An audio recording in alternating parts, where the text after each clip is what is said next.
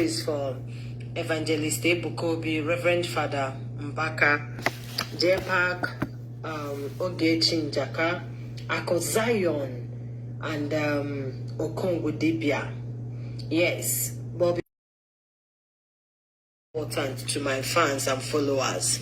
Listen, you see in this life, anything that has to do with condemning a man of God, I advise you to stay away from it. Yes. You see anything that will make you find yourself commenting nonsense, commenting something you're not sure of, I advise you to stay away from it, because when it backfires, anytime it backfires, you're going to get it very hot. Remember, the Bible says, touch not my anointed and do my prophet no harm.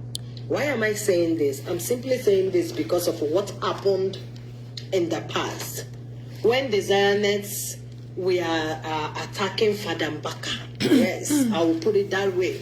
When they were saying Father Mbaka preaching was for them and stuff like that. Everybody, a lot of people. What even baffles me the most is that even people that were Catholics, even people that saw the good things Mbaka has done, because there is something about us. Let me not remove myself. There is something about us that I have understood. We are very quick to forget the good things people has done. We are very, very quick to look away from the beautiful things people have done. We are always holding on to whatever we feel that people did not do right. And it's a very bad thing. A lot of you came here. We people, we are saying all manner of things about Ogechi Okeke. So many people, we are calling him names and blah, blah, blah, blah, blah. Now, what is going on? Remember, after all said and done, after all that was said over here, Reverend Father Ogechi Okeke never came one day to this internet to defend himself. He never defended himself. And a lot of you forgot that this man of he is like, hey, oh my word. So what am I saying in the essence? This is not me trying to defend anybody. I am not trying to defend Reverend Father Ogechi Okeke. Neither am I defending Evangelist Ebuka Obi. No, but what I'm saying is, looking at what is going on now,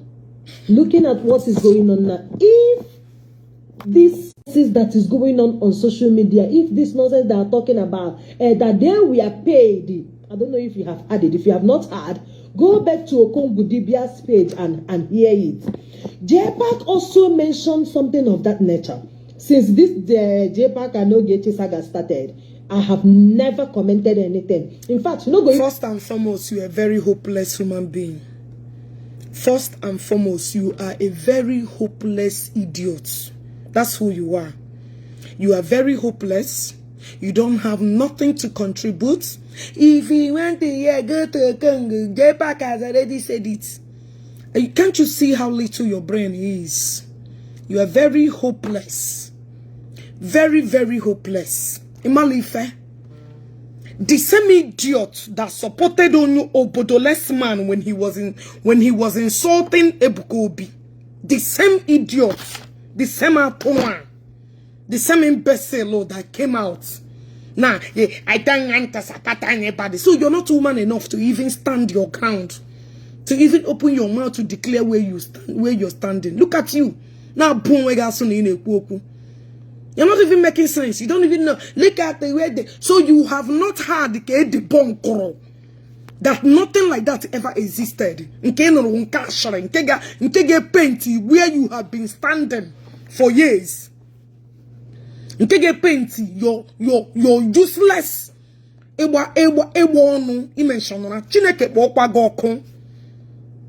jobless idiot. You're hustling on Facebook looking for money. Who will pay you? Can't you go and look for a job and work? Don't you see me go to work all the time? Can't you see how hopeless you are? You paint on Facebook looking for money. I remember when Army America reported you carried her content. You cried and cried out of this blue app. Because you don't have nothing to contribute than to gossip. Do you even have anything to bring to the world? The one get pipers. Is it true? The one I had, is it true? Only gossip. Gossip. Catch your own. Stop constant nuisance. So you think we don't remember who you are, or we don't know where you stand. I remember when Casey when you came out. You came out, you were supporting Obodoless man. Now you want to pretend you're not standing anywhere. Not even your word, 90% of everything you say stated in this video have already declared your stand. You are you are just a useless, hopeless thing. I just have to tell you the way it is. You are an idiot. You remember when you came out, you was tackling Ogechi Okeke. Now you came out again to call my name. You hopeless thing. When that person start to attack you guys back, I won't know where you know. Yeah? Who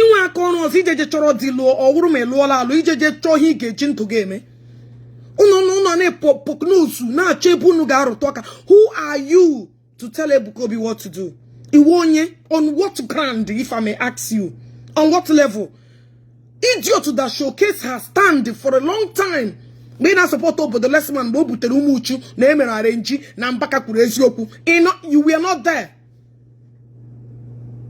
So each of you that we know the first video that you ever conducted on this program, how you stood against Zionites. Now you want to come out and not standing anywhere. Now come on, fuck out of here. You guys will start shit when that person starts with you. You don't know who a bad person. You think I don't know you? You think, oh, I don't remember people that start shit with me. I just act like I didn't hear it. Look at you, very matter advice. If it's not Facebook, who knows you? What can you be able to contribute to the society? And come on, here. Now, look at I am too matured to do some kind of thing. You are not. I can never. Shut up. Get out. You are not matured. You are matured less. What makes you matured? Tell me what makes you matured if you are on Facebook hustling for money. Can you make you matured? Can you make you matured? And but to gossip is what you eat from. Can you create a content without bringing video? Put on car, or without talking about people? Can you run any show on this blue app? Can you do anything in your brain? And when your brain without, hey, you say what on this video? That's why whenever I come across, oh my God, my other page, I blocked everything about you. In my name, when I'm a lot of pages, come log one video that will pop out. You have a block for a long time. Idiot. And I be calling him and he's sharing audio. I told him. Ever come to the social media to disgrace myself that much. But I think you're already disgracing yourself. You're already disgracing yourself. You have disgraced yourself. We want content got put on Facebook. That is number one disgrace. We want content. You jumped out of Facebook, start ranting, looking for money. And when you see the men at this Facebook, oh, hey, okay, but that's why you guys quickly to go and monetize the page, you know, because you guys are useless and we can call Banuru. That is why you quickly you see people's stuff, you carry them to make money. When you report on Ganati, you are just hopeless. Yeah? You are to when you start prognosing you are more useless than that thing. You have started, you disgrace yourself from the day you start carrying people's stuff. And I've been Ebuka Obi one of this word. I advice. I don't blame you. Now Facebook now, everybody has it at the same level. Who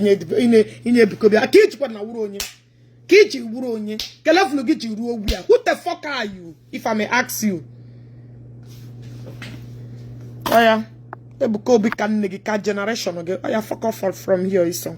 That the both of them deserve what they are getting. Yes, you see the way they are exposing. Come on, shut up, Meshano. Who is exposing who? Orupan aside, the guy will do you the same thing I'm doing J Park.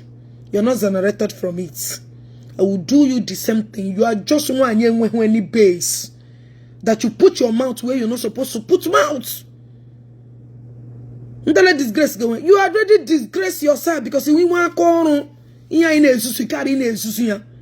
you're number one that disgrace yourself. When you're both of you that disgracing who? You are an idiot that talk, carry paper content, put together, now acquire union on Facebook. Can't you manufacture your own content? Can't you do something and create something? Hey, you could get it.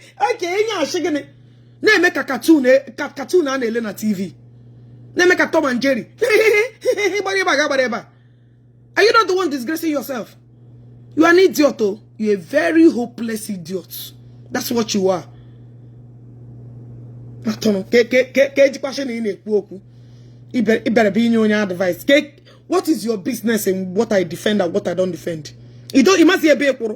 It must be who you have been supporting before now. And I call it in a broom themselves. I am saying big kudos. It is fine. But what am I saying? What am I saying? If what Okongwu has said that they were paid to say those things against Father Mbaka. You know how stupid you are. You know how hopeless you are. If we were to they back one say that. So because of Okongwu Dibia said it, and you did not hear another person that said that because actually you gossip like a market woman. That is where you belong. You did not hear other videos that were made to counter.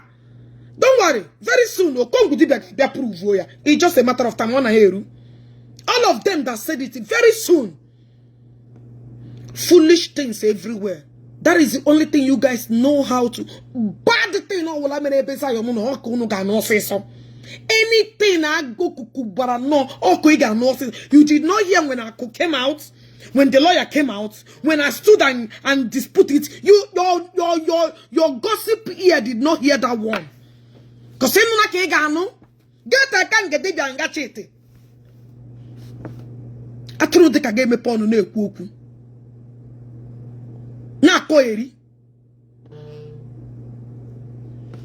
That is I don't have you at the gatan. And then I had the gatan.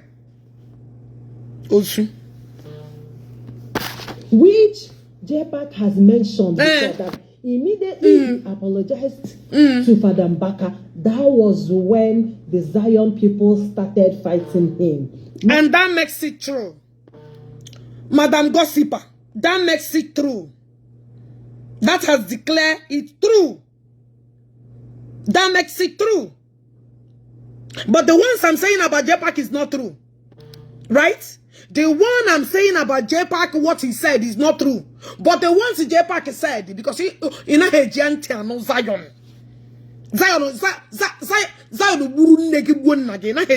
Zion.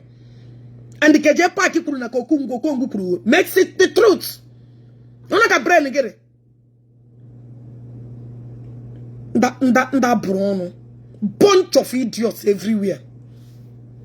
And listen to, which was the reason I added Evangelist Ebuka Obi. Imagine. Evangelist Ebuka Obi. I'm not going to say that what JPAC or Okongwu Dibia has said is the truth. But imagine. I am also going to say that there is no smoke without fire. And there is no smoke too without fire.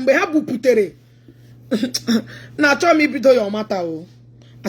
Your matter. You know say una go day. People don't day. Una go they look for people trouble. When I start now, they tell when people said about you too, you will come they deny, say, there is no smoke without fire, you go they cry. Now so when they start.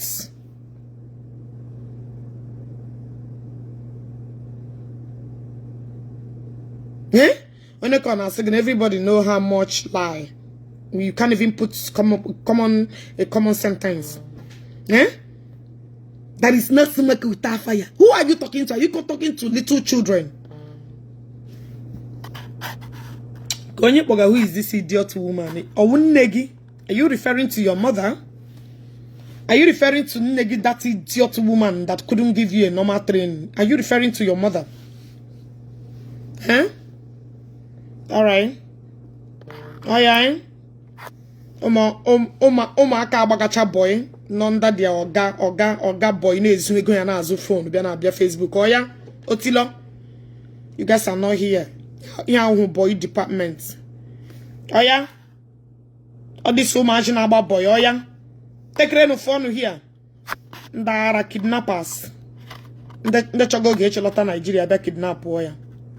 Oya. Otilo. Mam. Oya. Ozu. Oya. Shouldn't go for on. This place is not meant for all of you. Nde Zion na for nothing. The useless women are a bunch of idiots. Christian meruno, Christian mehuno. Ozu. Bunch of fools. Oh yeah, you want to come now? Opinion no fool. Bunch of idiots. Nde Zion no ge buha. Zion ministry has come to stay. We don't give a fuck. Oh yeah. Dala. Bunch of idiots. Who called you in this case? No Kong. No Kong bukuru. Okong bukuru. Gapota claim on always yoku. But you did not hear all the debunks we have been debunking. Now punwe ga soon. Eh? Zion ministry. Okay, was bunu nine. Zion matter go kweme all of you. Aya, get out. Shinga for. Zion. Zion was the worst thing that have ever happened to all of you. Don't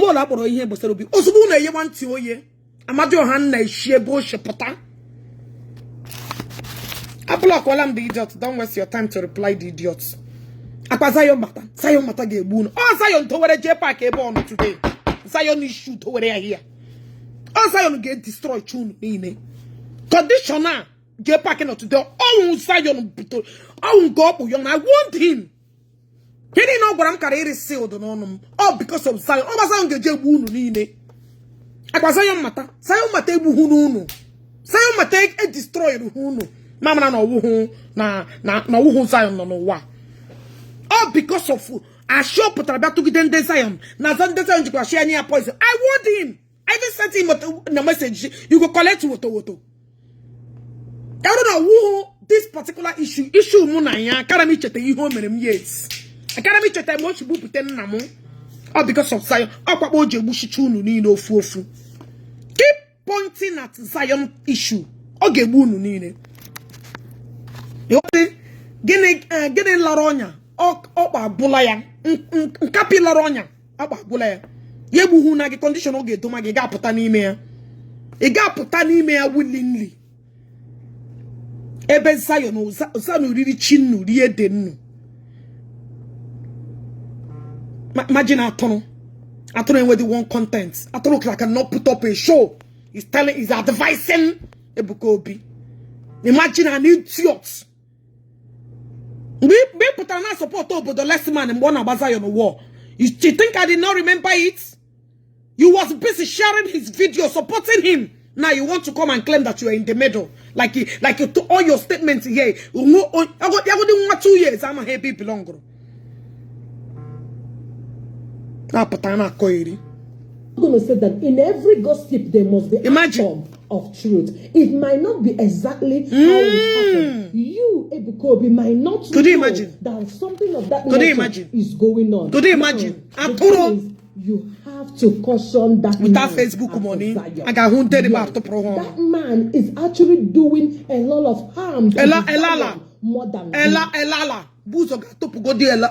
You can't even pronounce word very Elala. He bega modelize the channel their tongue. You know lala. Ako your mates. Ako we mother your mother that mother your papa. Ako no your mates. You're calling up. Inaka if I can guy, Inaka if I can for you. What cage krogenak? Who the heck are you? So that time you were supporting Matthias. Kobawe Ebuka Obi war.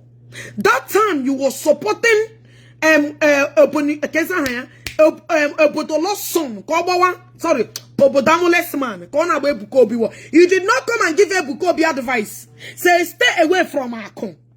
That time we were here defending Amusula, defending Ebuka Obi, standing against, standing tall against Samusu like you. You did not come and tell her Ebuka Obi say, make una leave these people, oh. Now you won't come and advise them. As you say you be PA, or you be Kene, as say you be member. But excuse me, what is even your position to open your mouth to talk trash? Yeah? What is your concern in Ebuka Obi matter? Okay? When we were busy, I could not talk. He put his social media in a normal place. You was busy supporting Udela. All these idiots that ganged up against Ebuka Obi and now giving Ebuka Obi advice because they could not bring us down. They could not shut us down. Now, the only strategy could come and give advice. People that will be around you. But that time, you guys were in one corner, fighting tooth and nail to destroy Zion. Now, you went at the courts because you guys could not intimidate people standing on the right side. Now, it's like advice. I want to even understand. Say you be who?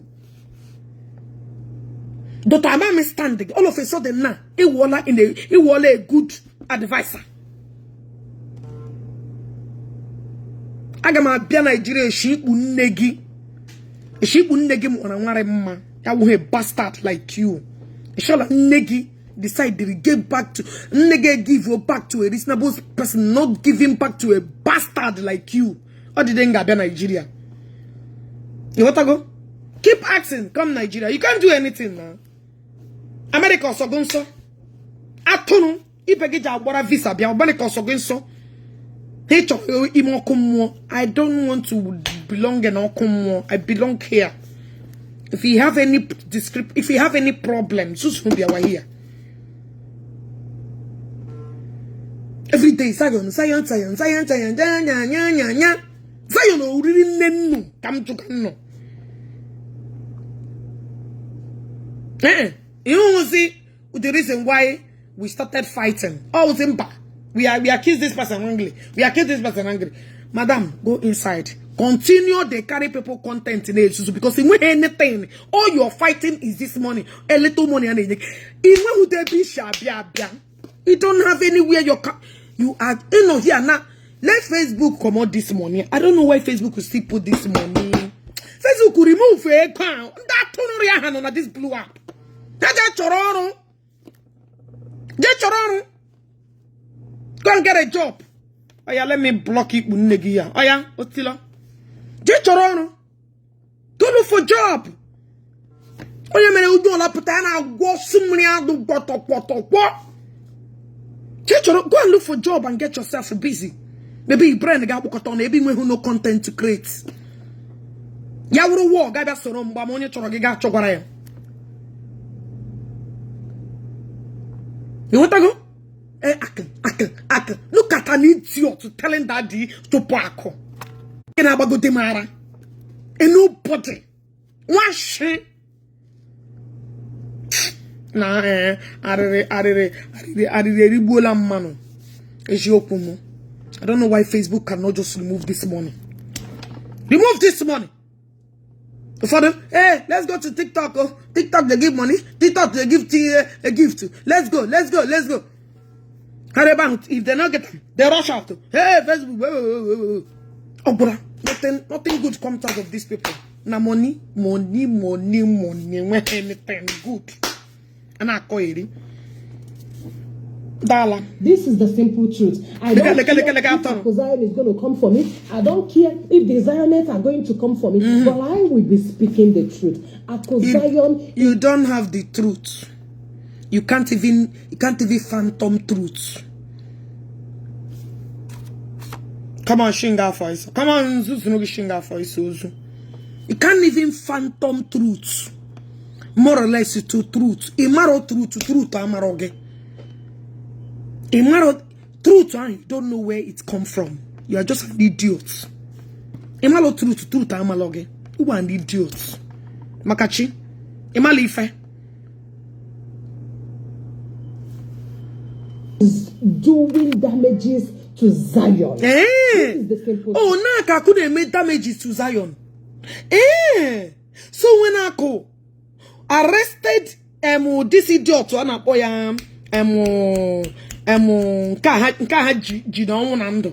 Udela. So Aku was not doing damage. When Aku came out and gave us peace in this blue app, he wasn't doing damage. That time he was supporting Obodoless man by bullying Zion. It's not, Aku was not a good person. Oh, Aku was not doing damage to Zion. Oh, really? So no choronok, no pay piano that's standing by Zion. Uno kupiana, that means Ebuka Obi now with a good people. Hey, what a brainless idiots. Eh? So, I'm going to get now. Uno chori Zion kwapiaya. When you guys kwapia, that means we become good persons. Hey, ina nopa. Ooh. Okpala n'ụlọ now. Okpara una akpa. Okpara una akpa. Elechana mo get no. Mshima bagi nkete no. You need a reply. You need a reply. Because so may not do. You started with me. You said ma bagi nkete. I did not even reply you. Mama bagi nkete. She no. Sometimes I got guaroshi. Oshi shejire boya. You want to go? So that time, when Aku was standing firm, standing tall, you didn't. Where were you? Ebuka, I will kill you. I will come you and come your twins. You was there cheering Udela up, right? You did not come out and do what Aku did, though. You did not come out and do it, though. That time Aku won you Ebuka Obi, right? So after all said and done, now you know that Akon has yellow something. Gabashi Ebuka Obi remove Akon. Say Akon na your problem. Bukura kole belono. Joma zueshimoru.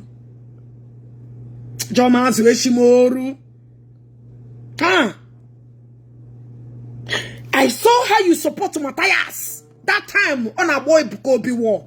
I saw how you supported Obodoless man. Go Shabo Ebuka Obi war. Oh, now Akuna and Ogechi has become a bad person. Oh. What an intelligent bastard. Hey. That devicer. A devicer kill me and bury me, make her no leave, make her rest. That devicer. Look at an idiot. I got on Facebook could be a disgrace somewhere. You're already disgracing yourself by carrying people content. What did you say? I said this. He said this. Okay. You can't even manufacture your nothing. You already go and watch that thing in me. And when I that's rubbish in susu. Then I try go Facebook. Hey, what did you say? You say what? Hey, look at it. Oh yeah, Chidamaki say what? Are you not the most hopeless apareko? You cannot disgrace yourself. And I call it. Bamuda apare. Uto manjeri. Tomo baleba. Jerry abaleba. On him. Content. I will content. How will we hegi? Yes, you know. Remisi chai. Get remisi. Remisi. And Asha. And when apareko go and monitor yourself. Apareke korogeka. Because he don't even have nothing to contribute. He will have anything in this blue app. He will anything in each. Now, come on, go and start creating something with your common sense. Stop fooling on yourself. I brought out to my Jamaican on collect. I brought out to hook up. That time with the collect. I brought out NGO on collect. I brought out to support people on blue app on collect. One more things you collect will be from Ogechi. Content hook up remove here suit efegi nane panty J-Pack is nane panty make content Obodoless man is nane panty make content man is it not the same content in I share with Ogechi Okeke? Now they intentionally wore the pants themselves. I am confused here. Can somebody put me together? Can somebody now put me to straight up? Ogechi na boom one auto. He can have a jepa. Even I took a video and I tried like a boy who did in a comment section. Na bele jepa ki jaka baro we out so pantere da gigaga. I just don't understand the same ideology that I brought out that all of you criticized. You guys are now using it to make fucked up money on this blue app. What did you guys ever manufacture on this blue app? The how to open page. I showed it almost on this content creator. Go and debate it. And I call it. And when I came with a brain, do you guys even have common sense to do anything creative? For where? For where? Oh, Ogechi. Can you know me put it here? And this blue app come phone. All the same content when all of you legally wrote today. That time I used to call it to hook up. We used to call it because Facebook can strike a mother hook up name. Before I change here. And I call it. It is in matter gonna blue up on your put me. My baby to personal account is Ogechi. My baby to pop people. How to help them. Well, which one I know? Before my tires started, I was the first person. And when I go to Jibrain, who know put it, and I call it.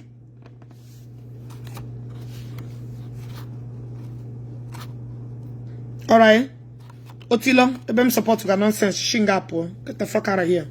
Because it comes out. Whatever blah blah talking about on this internet. Number one, go and change this motherland. Mother tongue. You're not the only Anambra woman. I'm also an Anambra woman. Go and change this your fucked up motherland. You better change the channel. Oh yeah.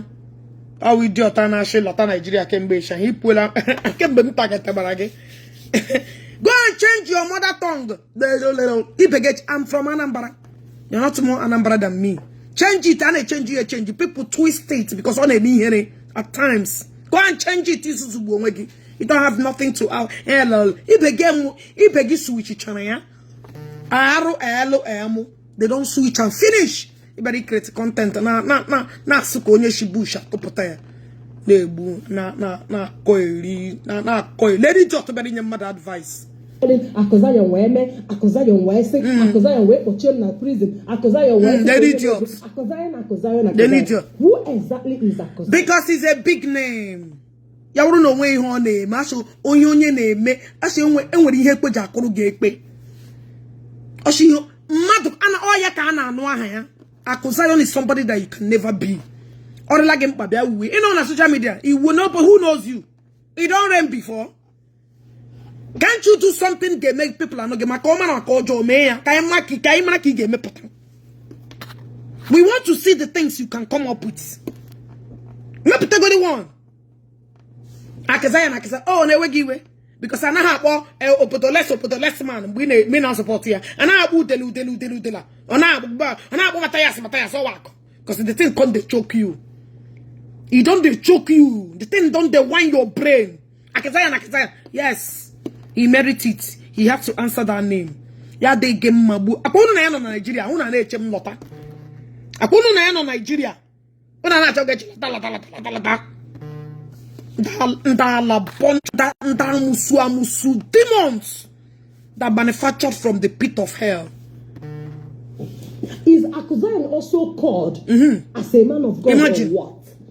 Evangelist Ebuka I am not good working before Galola wine. We conversation with the woman. Only making a sense now. Only now making a sense. Is Accusation accepted as a man of God? So whoever that supports man of God is also called as a man of God. Are you okay? Some people, okay here before you settle down with any woman. Make conversation, make intelligent conversation to see the level of brain in a make here with. Forget that shower open laps, they show you laps. I'm telling you the truth. Open sense of conversation. Give me the level of whoever you are dealing with. It's just that the people they just open their mouth and talk rubbish. Hold on, let me reply here.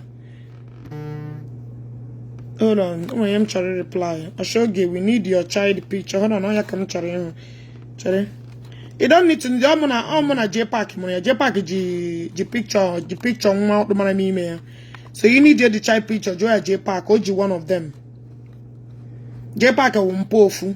Open near wumpofu. So reply other comments again. Let me block the idiots.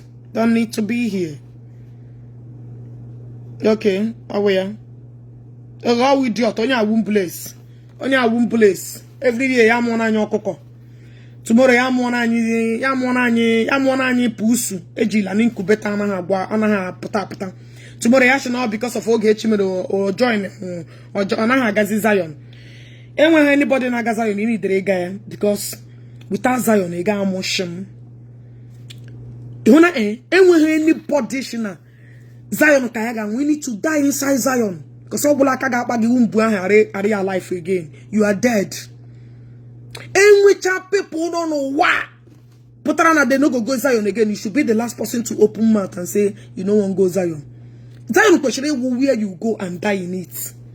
Because all black agabagi wumbu that won't be through na Dubai.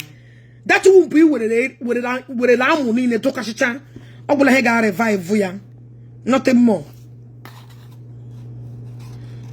Of course, Ananam J-Pack. I have the man in Bessala. Yes. Ananam J-Pack. All he can produce is an imbecile children, including Opan near. Of course, I have slept with him before. Are you just finding out?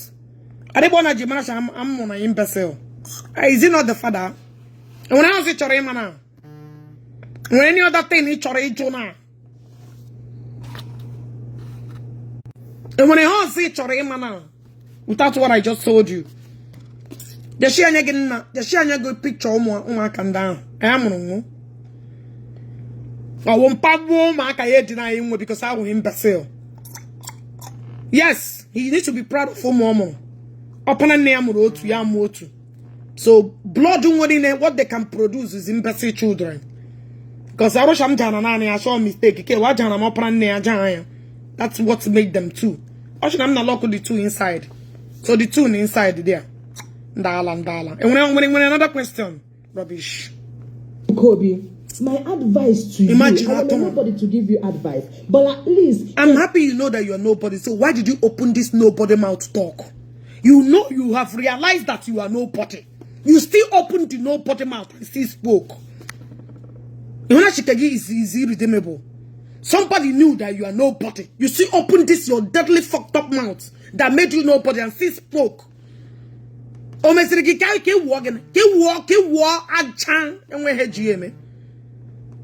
You knew you are nobody. You still open this your trash. That what rubbish. Still open it and talk. The most foolish person on earth. Dala. Father, Biafra. Biafra. Also a Biafra man. Ada Biafra. When you need a Sakarisha, when you never share with Biafra. How can you tie everybody share with Biafra?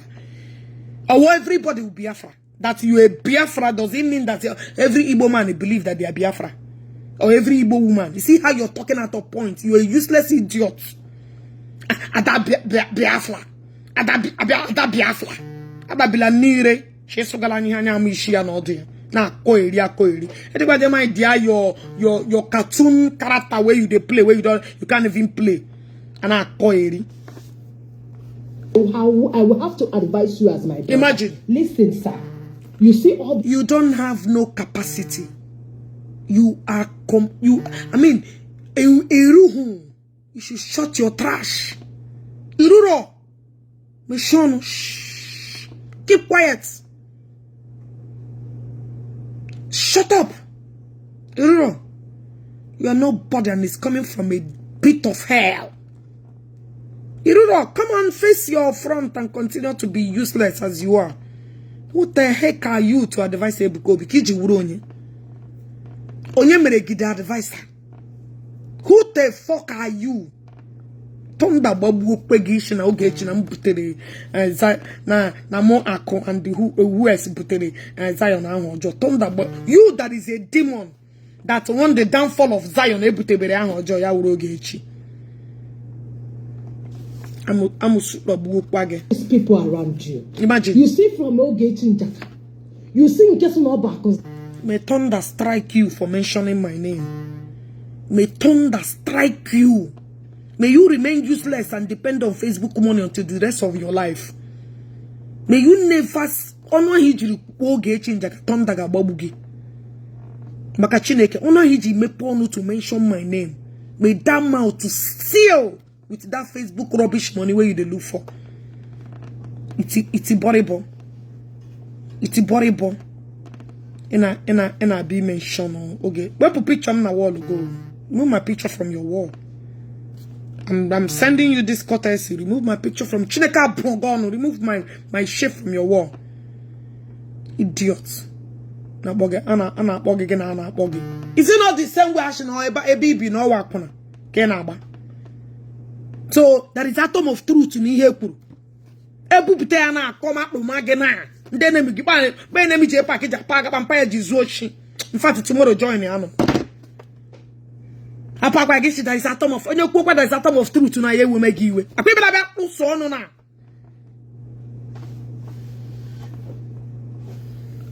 Of course now. Get the fuck out of here. Why are you listening to me either way? Fuck off from this page. You don't need to be here. If you don't like the fuck the fuck out. I don't please on y'all, man. Dara. J-Pack, all of them, and so many other people coming online to defend Accusations or coming very close to the government simply because they want one interest or the other. What interest do we want? Because we are not defending the people you want to. When you was defending Obodoless man, do you want any interest from Obodoless man? When you was busy defending, when I was staggering with Obodoless man, you was defending Obodoless. What interest do you have when you was defending Obodoless man? I want you to come and tell me. Madam Advisor, we defend the Matthias. Defend the Udela. What interest? Because I heard you when Udela was arrested. You came out on your platform talking rubbish. What was your interest then? What was you defending? Actually, big joke. Oh, I know one interest, but you don't have interest. The ones you're doing. We are the one with interest, but you know cheap pilot, but you don't get interest. The ones you are defending. You see how stupid you reason. You see how useless all of you reason? Because we are not on your side. Now we have interest. If you're on your side, we don't have interest. But your side, you know, interest to get you defend the guy. That side, you know, I'm not joking. Get this side, what prompted you to start defending that side? If I may ask you. Man of God, you're welcome. Evangelist, I think you should do yourself this favor. Imagine. By cutting off. Could you imagine? These people. They do not mean well. They do not mean well. Imagine. And those like you, a demon, a diabolical idiot like you that meant well, was busy supporting people that want to Zion to me. You meant well and we don't mean good. Yeah? You really meant well and we do not mean good. When we were defending, you were supporting the people that briefly said they will Ebuka Obi and the Idume and the Maya. You meant well. What an irony of a bastard idiot you are. Eh? You meant very well. When a potoless man came out of that, when you muchu na iheni ne warenji, you meant well. You that want to destroy the same Zion, you meant well. We that defending Zion, we are the one that meant bad. One card, this one to get us in bio. Child. Wow, the Igbo.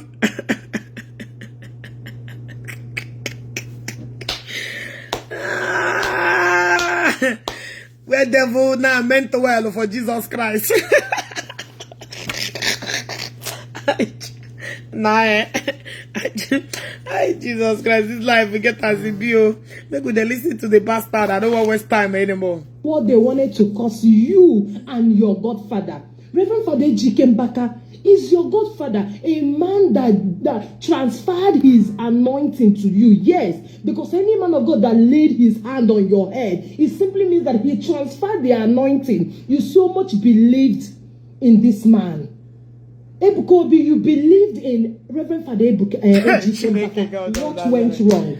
The only thing that went wrong. I don't want to say something about Mbaka, because I have a lot of followers that love Mbaka. So I want to just allow this idiot to come, because a lot of people that called me that love me say, you know. I don't want to go that route, because a lot of people that follow me that love me to death, they love him back. I don't want to go there. But I don't matter on that. I just want to put on a boom house now. Hey, I am Jibadi some backup party with the Ganan Kitchen. Ewepuya. Come just we ask. Come you ask. Was the people around you? The people around you are the problem you're having, sir. They are the problem you're having. All these things going on social media is bringing Zion down. It's bringing Zion down because a lot of people. Shut up! Shut the fuck up, Meshano. Until I'm one again, generation another generation, nothing can bring Zion down. Zion keep going higher on daily basis. I go like out of this last time 5 billion. America got next year. We gonna they wait for Zion downfall. America got no. See, we have won many souls for Zion, as you see it now. Many people. How many people who should know now join Zion? You'll be shocked, just because of the love for Zion. She and just to click go the join the goodie. I will force you to click and watch. I will force you just to add the goodie, join the goodie. Watch and see what will happen next year. Oh, so you think this on a little circle and when you guys are bringing Zion down? You think this few percentage you're gonna bring? Come on, go inside. You can Zion your mate. You think Zion is your mate? Zion is something that is. Which English will I use? Zion is an epidemic. Zion is like a virus. Zion is a contagious virus. You want to go? Go my hear we hear the contagious. In Haiti, Zion is like Ebola. It must affect everybody. Zion we're moving train. You know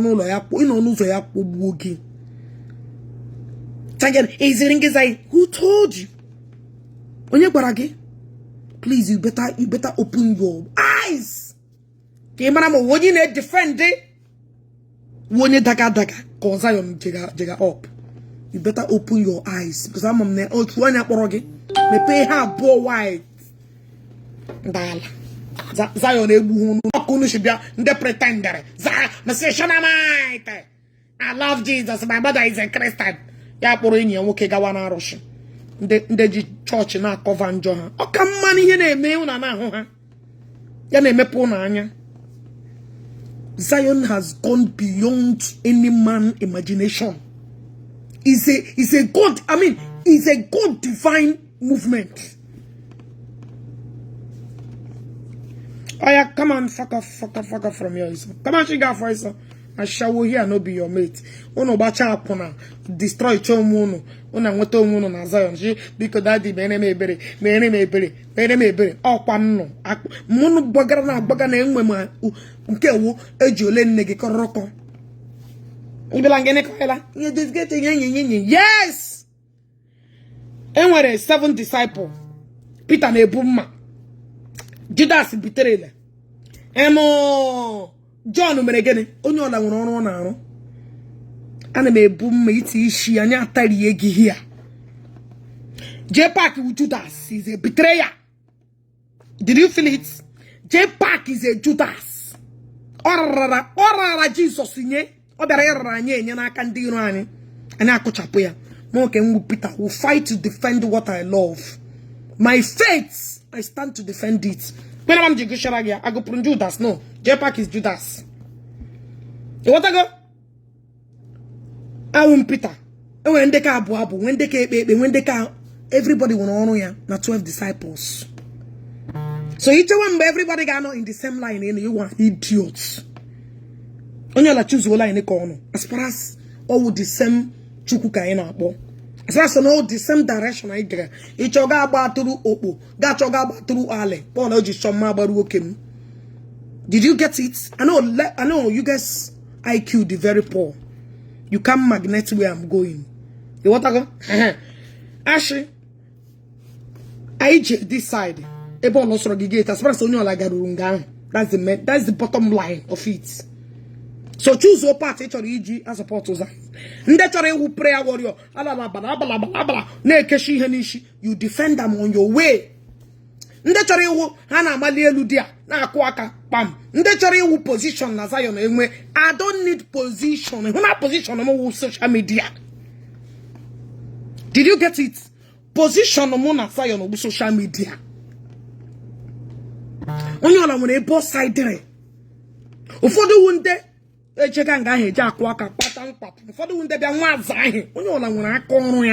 my department who here. So man no yanda musu what department man no lomaya here. Come on, get out of here. Jepa cannot connect him to Zion. Guinea. Jepa connect him to Guinea. My block good language. Get the fuck out of here.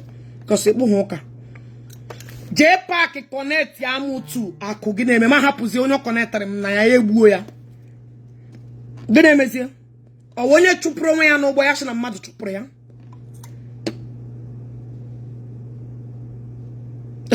Ngozi, what do you want to do for me this morning? Ngonne mo yo lare ge mage me na biko yo lare no ge ma me na yo lare ge ma Dala. Actually, onye ola gana abia na akwa aka. Badam. No!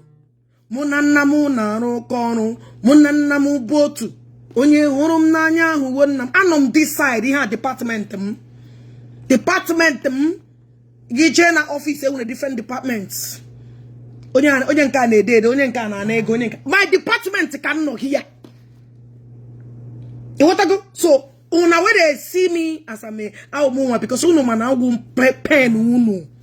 I'm a problem. J-Pack you want to them plan your plan again. Lose Zion ogo. I'm a problem in your time. Yes. I'm a problem because I plan a channel within those two ya. J-Pack I plan a channel. Mbao yana ex-convict puta here ya puta this side. Mbao chizre ha walk on. Kahamatra no kwa gabiela 220. Na ha bo gawazi gapo warose. What started the main problem? You take J-Pack iberemu. Kehe pitoro ya. Hapu Ebuka Obi. Hapu 100 days aka. Hapu Zion aka. Kasha mpana ya gano. And that gwa mashi Zion ebu huna gieto. And that Zion ugebu ya. Dala. Baka mjitetere yashi. You mocked my father. Yes. For those of you na bena ako. Yes. You humiliated my father. Mwakiji mkanji meperegi. Odu undu alaba. I just will make you ya. Na koiri. You know, Zion. Department no. So you guys should be guided. This is my department. Onyo wola. Oh yeah, get the fuck out of here. You're not in any position to do. Oh yeah, don't mean that. Because I have advice. Ndo tu mataya se behind any advice. Ndedi behind any advice. Oh, joya. Yeah? Ndedi behind any advice. Omina that don't believe in Zion will claim to be Zion. Here will a picture go be to there. Deceive gullible ones. You tell by their comments they are not for Zion. Here will just strategy. They will open fake accounts. Zion ministry, Zion Onka, Zion better, Zion. All of them are fake. Yeah, people that are from Ndomenala. They cannot advise me. I'm not going on social media for long. So you get deceived with all these newcomers. Owanya buila bujiama. Zion ebu no this blew up. Manano shebe kampu. And when who church, and when any Zion church belong guru here. Yakwan uchenang to the position. Let's assume you think Ogechi, I'm looking for position in Zion. I'm not a member. I know they go church, they go work every Sunday. I do not go to church. Okay, dear work. Oh, she's not a member. I'm got my department. And leave my department alone. Who will defend this department? Let me ask you. If I leave this side now, can you defend? You can't even walk this part. Even I can okay, you cannot walk him. When I him get more powerful. I can be going to church every Sunday, clapping, singing. But you cannot do this one. I can make a but you cannot combine my own with yours. So no here. They that side. No. This my side is too difficult. Oh, yeah, one of the tax departments in winning. So no kegi. For those of you I get you this, I get you that, I get you cannot do it. Okay, they are aware of it. So okay, they are aware. I get you. I will say no. Onyola when born. Akwe when I demean na Zion. Akwe when ende wo usher. Akwe when ende wo singer. Akwe when ende wo band akwe when onye na agu egu. Onyola na mecha one thing. This is my area.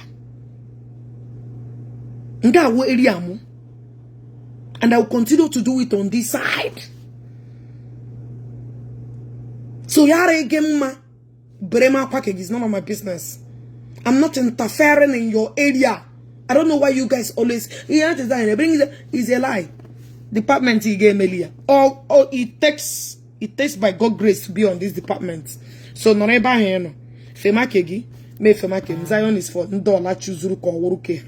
And I've chosen my area. You have questions to ask. Look at what these people are reviewing. All of a sudden, J-Pack left Ndidibia. Rush to Zion and start carrying Bible up and down. What do you guys think? Do you guys think that everybody on this space are fools? Like, listen. You are a complete fool because brain gaze you're not even making sense. So you want to tell me that Oyedibia cannot repent and start going to Zion? Yeah, I will fool. You are a fool. You are number one capital fool. We are number one capital. You're number one capital fool. So your mind, all of a sudden, J-Pack cannot repent and go to church. Just that he's a Judas. Just that he's a Judas. Anybody can repent. Even Matthias can start carrying Bible today. They preach gospel. Now, I'm just you know offline. You do okay. You're not even when everything you said here, you are talking gibberish without no sense. With all due respect, imagine you don't need people like Accusations. You don't need people like J-Pack. You don't need people like what is her name? Ogechi Okeke. This is the simple truth. And don't need Rigi. And don't need idiots like you. Only Amusu like you. Madam Advisor. Only Dirigino. Only Dirigi. You that was busy supporting in the Chori Buzayo Nebu. Ogi Kodi Diri. Hey! Clap for her! Abala first in a class. Clap for her. Adade Olamma. Asa Zion. Our best advisor. Only Dirigi, we need you. Oga Chupu Ako. Chupu Ogechi. Only Dirigi.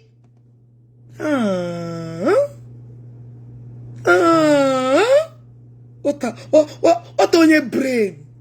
Chai.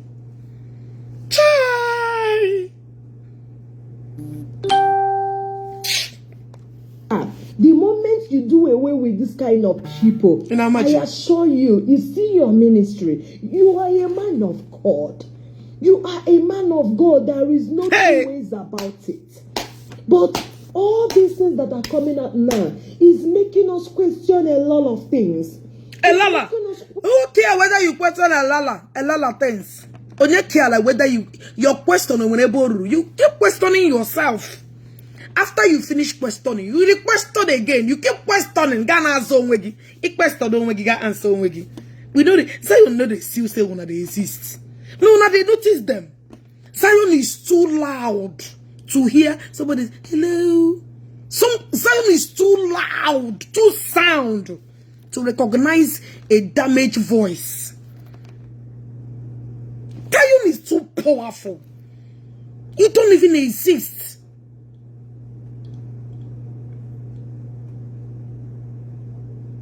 In a quorum, only anti-Zion. Anti-Zion. Idiot na bezine anti-Zion. Only bumba unya potarishi. Yakojo. Why would Matthias be arrested? Why would Tudela be arrested? Why would nobody is saying the truth? Idiot na bezine. Hey, chivek. Because she want yamerema cartoon character because she ya bruma content in the mother ya burushi we yike. Choma oje riri ya Facebook. I need to apale go Facebook. I need to carry defend what is right. Because what do? But when only I just chara corner. Now Zion will go no go area. We know they notice him. He does not exist. And onwe who the moral rights. Onwe who the moral right to come and stand and talk to us. Lie. Ipronagia, you isohu. I go progeno for. It's shown a lot of things. This Imagine. is the simple truth, sir. That of Father Mbaka is what is eating me so deeply, and which is the reason. No. If he has eaten you, why may at the same time? Can't you pour on this? And why? I'll go him mad on get out. Even you too, self, in sobu here. When I clear road, or get someone adoration, follow them there. If he eats you that much, clear on your road. I don't the cancel, clear road for us. We don't give a fuck. And you carry against sobu, chudo, mabu omegi. Only carry sobu chudo mabu onwegi. Ekwala na Mbaka today because ihunu that how he get defend onwegi. Chiga kwuru no menala. The day we start with omenala, gakwo no menala. One day if you start with another one, gakwo no another. Ebole ke ekwu. Come on, go and sit down. Go sit down. You're confused than he nako.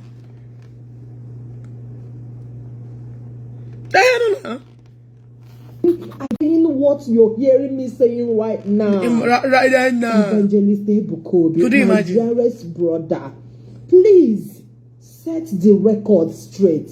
Let these people that are saying that they are coming out to fight for Zion ministry, tell them to stop. Put a stop. As a matter of fact, nobody needs to fight for a ministry. A ministry will always back themselves up with prayer. So what were you guys doing when you guys were defending Mbaka? Can you know Megaden? Can you go about the last man Megaden? What were you all doing? Nah, can you mega na? Ishin and Kedi di Giri no be won came back. Can you mega na? If nobody needs to fight for any ministry.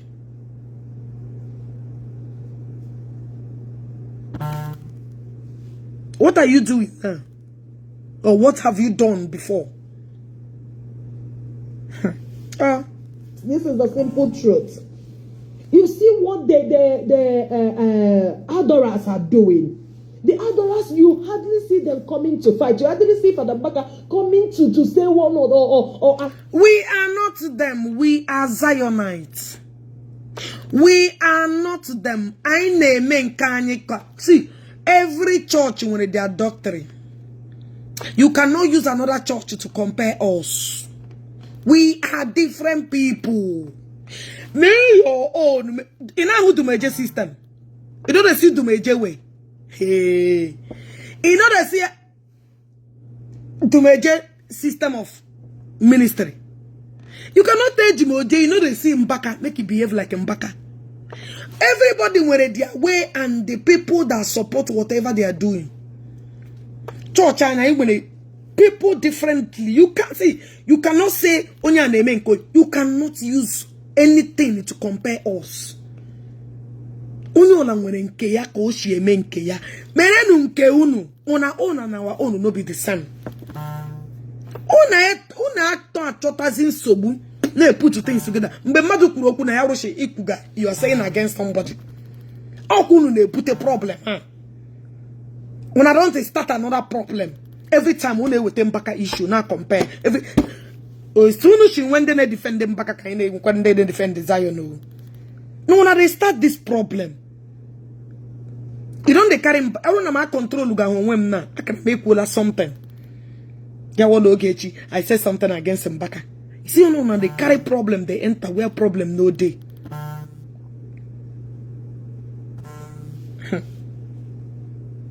Arresting people or doing all those kind of things. Imagine. But any little thing, Accusations is going up and down looking for who to arrest. We will arrest. We will arrest. Whoever alleged must prove. Yaru Mofuga Gofu. Gather your own team and start arresting. Yari cannot get my game a show. Yari game you shut up. If you cannot do it, you mind your lane. Focus, wait to focus you. Did you hear what I said? I could not be blogger, you be blogger. You don't they blog your own. I could they do what they do best. Focus your own. Mind your fucking business. If you want to join to be arrest department, you start. If you don't like it, you do your thing. Mind your business again. No talk, no get yourself involved in something that will make them to arrest you. Simple, case closed. I don't mean if I could arrest you now, you call very dark man, you're wasting your time. Very dark man connection, na just a small boy. Na just a small boy. I bet you. If you see, make una go find trouble. Make una go find trouble. Una go put the name on the connection, connection. Una go say, Papa pass him, Papa pass your mama. I couldn't look for so. I bet you go peggy. But then you trouble gab also. Mind your own. Focus where you focus. Connection without money, you're wasting your time. Connection cannot work without money. I just want you to use that in your thinking faculty. For those of you and deceive, make it day dear. They susuna untiga bataka. I beg you like this, Blabuogi. Back again, putting on him. For who called Ebuka Obi and who did not call Ebuka Obi, looking for that and that and that and that. And that is the reason all these things are happening. That is the reason. Because Accusations went and mingled with all these kind of people. People that do not know. Idiot, I want to get mingle with. When you have nothing to offer. Nothing good comes out of you than to come on Facebook and talk rubbish. Do you have any idea? Do you have anything good I with? Only with is none of your business. You cannot choose an adult, a friend to mingle around with. Mingle around with Ikegi. You cannot choose an adult to know mingle with. Basagi. I don't know why this my friendship with the pen woman. And when people are more highly connected, the more I had than people are mad. Just that Akoputara and declare his stand. J create a friendship. Ako has found me worthy, and I has found him worthy. We have decided to understand each other and appreciate each other as brothers and sisters. Amami here we won. When my husband traveled, I made sure that Omi Ako. It's a family bond we have created. We gonna deal with it. I don't know why you guys cannot understand the simple thing is that friendship is not by force. Eh? The thing I know, when they fake account, stay away from Ogechi. When they got bomb, stay away from Ogechi. I can stay away from Ako. Ako the problem anyway. Stay away from Ako. Only a bacham na sago tell Ako na sago go tell me. Now so the thing day. If you talk finish, I go see you. I go screenshot the message, send it to them. You go screenshot your own, send it to me. So make one another waste on our time. He has come to stay. He has come to stay. Everything is not money. Friendship is priceless. That is why J package of no job. You cannot count on him. You cannot count on J pack. You feel it? Good. Going to call it a quit. People that do not have the fear of God. Fear of God. Say anything concerning a man that was ordained by God. Imagine. Look at you. Imagine all that Jepak said concerning Father Mbaka. And a lot of people came to the comment section talking what they do not know. This is not good. So my message is just to let everybody listening to me know that it is not wise for you to start typing because they said this man of God did and da. Always make sure that you found out the truth first. You understand? I just wish that my message will get to you, Evangelist Ebuka Obi. I just wish it will get to you for you to know that the problem you are having or the Zions are having are people around Zion. People around you are the problem you're having. Cut these people off. Concentrate in your ministry and continue. Madam, go and look for another work. Even your advice is very worthless. You're not even making sense. Go and face your cartoon character. That churuwe gogi. Facebook kukwala gogi ji azoro 1 or 2 things really. Ano msho buda here no shirike. No job. Ji manager ndoge. No they look waiting, no they look you. Mind your business.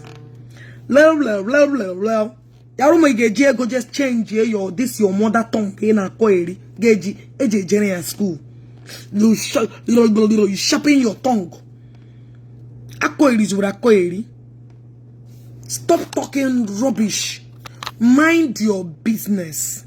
Akonobi, you are not the person, you are not in any position to tell whoever or who to associate with.